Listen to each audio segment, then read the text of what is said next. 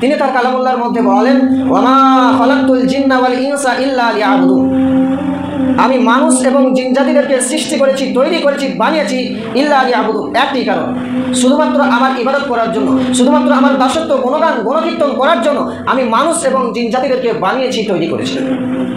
কোনো উদ্দেশ্য নেই, একটি উদ্দেশ্য আছে, শুধু তারই ইবাদত করতে হবে, তারই কথা শুনে চলতে হবে, তারই গুণগান গণকীর্তন করতে হবে।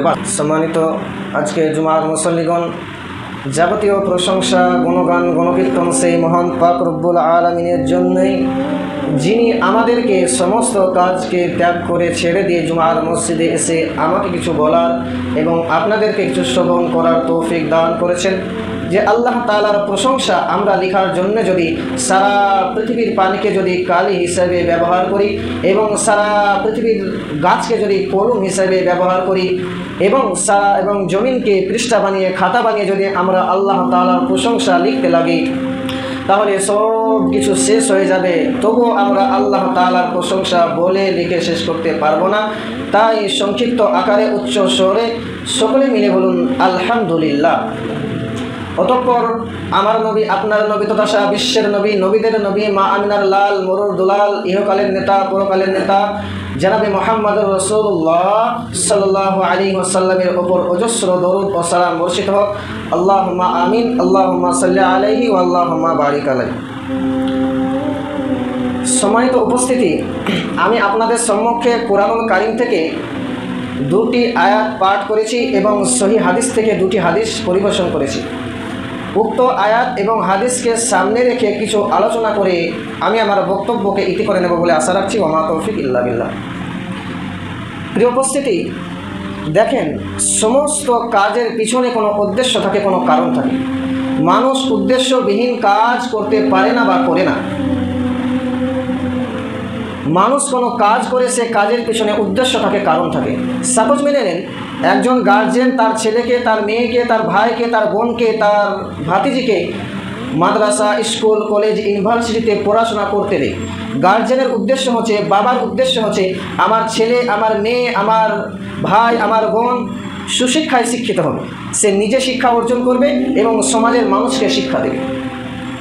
মানুষের সামান্য জ্ঞানে, সামান্য বুদ্ধিতে, সামান্য বিবেকে যদি কোনো কাজ করে, সে কাজের পিছনে, কাজের পরে উদ্দেশ্য থাকে, তাহলে আল্লাহ তাআলার জ্ঞান হচ্ছেন অনেক জ্ঞান। আল্লাহ সুবহানাহু ওয়া তাআলা, তিনার জ্ঞান কোনো শেষ নেই। তিনি সারা পৃথিবীকে চালাচ্ছেন। আপনি আপনার একটা সংসার চালাচ্ছেন তো আপনার মাথার বিবেক, আপনি একদম হতভম্ব হয়ে যাচ্ছেন। আর যে আল্লাহ তাআলা সারা দুনিয়াকে, সারা পৃথিবীকে চালাচ্ছেন, তাহলে তার জ্ঞান কতটা হবে আপনি একটু বিবেচনা করেন। তার জ্ঞান হচ্ছে অনেক। তো তিনি আমাদেরকে বানিয়েছে, তৈরি করেছে, সৃষ্টি করেছে, তার তো কোনো উদ্দেশ্য থাকে, তার তো কোনো কারণ আছে, অবশ্যই কারণ আছে। আল্লাহ রাব্বুল আলামিন আমাদের জন্যই পৃথিবীটাকে বানিয়েছেন, আমাদের জন্যই পৃথিবীতে পানি থেকে নিয়ে, খাবার থেকে নিয়ে যা কিছু জিনিস আছে, আল্লাহ সুবহানাহু ওয়া তাআলা মানুষের জন্যই তিনি বানিয়েছেন। তো মানুষ যদি কোনো কাজ করে, সে কাজের পরে উদ্দেশ্য থাকে, কারণ থাকে, তাহলে আল্লাহ তাআলা আমাদেরকে বানিয়েছেন, তৈরি করেছেন, তার কি কোনো উদ্দেশ্য নেই? অবশ্যই উদ্দেশ্য আছে।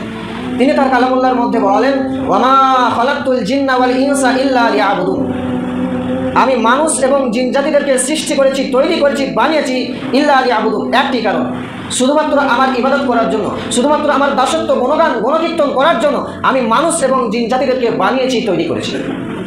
কোনো উদ্দেশ্য নেই, একটি উদ্দেশ্য আছে, শুধু তারই ইবাদত করতে হবে, তারই কথা শুনে চলতে হবে, তারই গুণগান গণকীর্তন করতে হবে, বাস। এবার আসুন, ইবাদত কাকে বলে? ইবাদত মানে যেটা মানুষে জানে, শুধু নামাজ, রোজা, হজ, যাকাত, একে মানুষ ইবাদত বলে বোঝে বা জানে, কিন্তু এটা ভুল ধারণা। ইবাদত এটাও, নামাজ, রোজা, হজ, যাকাত এটাও ইবাদত, কিন্তু এর বাইরে আরও ইবাদত আছে। ইবাদত মানে হচ্ছে আল্লাহ সুবহানাহু ওয়া তাআলা যে কাজ করার জন্য আদেশ করেছেন এবং যে কাজ করা থেকে নিষেধ করেছেন, তারই নাম হচ্ছে ইবাদত। যেমন আল্লাহ তাআলা তিনি তার কালামুল্লাহর মধ্যে বলেন, ওয়ায়ামুরুনা বিল মারুফ, পৃথিবীর মানুষ তোমরা ভালো কাজে আদেশ করো, ওয়ায়ানহাউনা আনিল মুনকার, এবং অসৎ কাজ থেকে মানুষদেরকে বিরত রাখো, মানুষদেরকে বাধা প্রদান করো, এই নাম হচ্ছে ইবাদত। ইবাদত মানে হচ্ছে আল্লাহ তাআলা যে কাজ করার জন্য আদেশ করেছেন এবং যে কাজ করা থেকে নিষেধ করেছেন, তারই নাম হচ্ছে ইবাদত। কিন্তু দুর্ভাগ্যের বিষয়, এখন বর্তমান মুসলিমের যে তারা আল্লাহর ইবাদত করে না, আল্লাহর গুণগান গায় না, আল্লাহকে স্মরণ করে না, তারা পৃথিবীতে শুধু দুনিয়া দুনিয়া দুনিয়াই নিয়ে ব্যস্ত আছে। সুপ্রিয় শ্রোতামণ্ডলী, আল্লাহর দিকে আসুন, আল্লাহর ইবাদত করুন।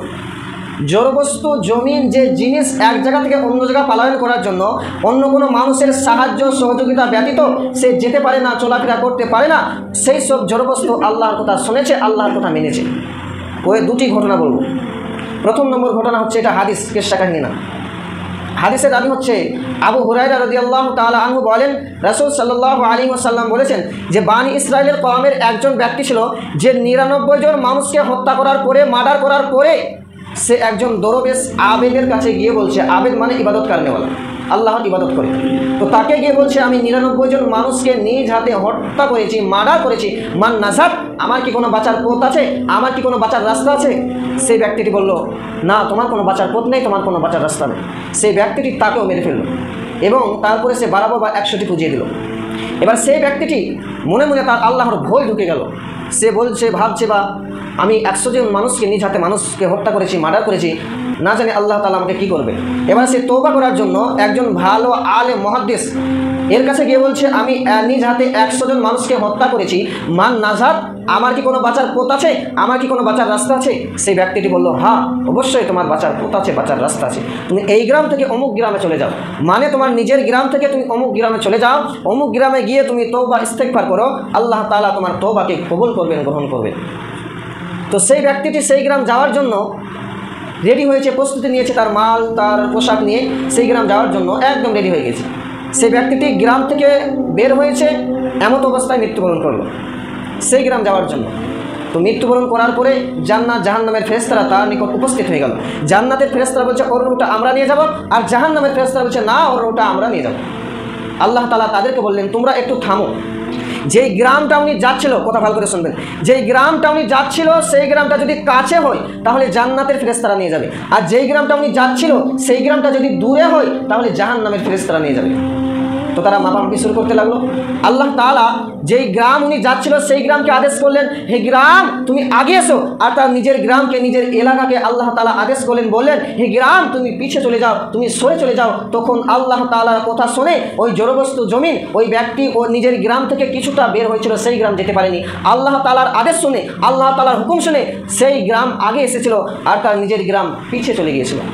দেখেন, এটা এই জমিনটা হচ্ছে জড়বস্তু। জড়বস্তু হওয়া সত্ত্বেও তারা আল্লাহর কথা শুনেছে, আল্লাহর কথা মেনেছে। কিন্তু আমরা আদম সন্তান, আমরা শেষ নবীর উম্মত হওয়া সত্ত্বেও আমরা আল্লাহর কথা শুনি না, আল্লাহর কথা মানি না। আজকে যদি আপনি আল্লাহর কথা শুনতেন তাহলে আপনি নামাজ পড়তেন, আজকে যদি আপনি আল্লাহর কথা শুনতেন তাহলে আপনি সিয়াম পালন করতেন, আজকে যদি আপনি আল্লাহর কথা শুনতেন, আল্লাহর কথা মানতেন, তাহলে আপনি ভালো কাজ করতেন। যদি আজকে আপনি আল্লাহর কথা শুনতেন, আল্লাহর কথা মানতেন, তাহলে আপনি জেনা করতেন না। যদি আজকে আপনি আল্লাহর কথা শুনতেন, আল্লাহর কথা মানতেন, তাহলে আপনি জুয়া খেলতেন না, হারাম খেতেন না।